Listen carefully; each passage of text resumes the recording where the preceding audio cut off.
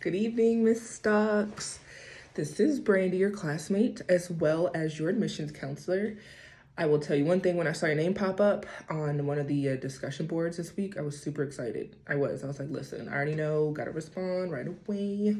So this is great, and I'm so happy that we're classmates. Do hope we can interact at some point a little bit more, so this is great. It's gonna be wonderful. Now to the task at hand about your discussion post. So and it's funny, we are literally on the same page, Ms. Stocks, literally.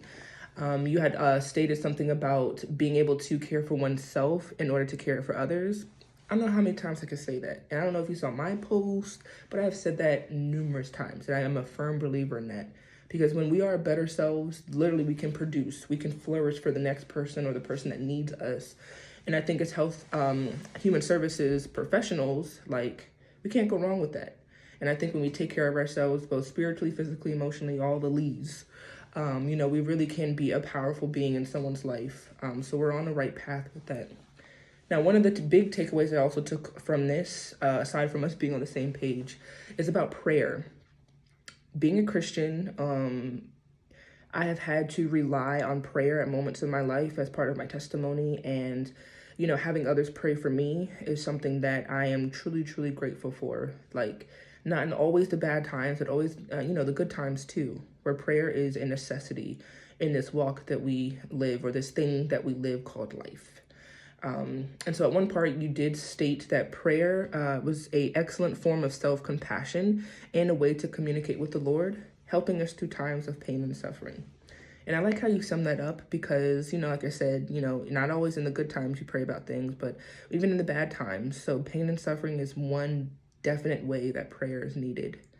I did read an article, which this article was stating, exploring the supervision experience of some mainstream counselors who integrate prayer into counseling.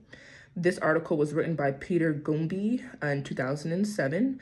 This also is a peer-reviewed article via EBSCOhost.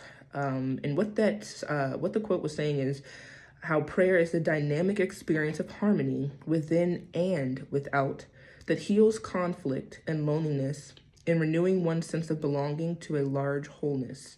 Gooby 114.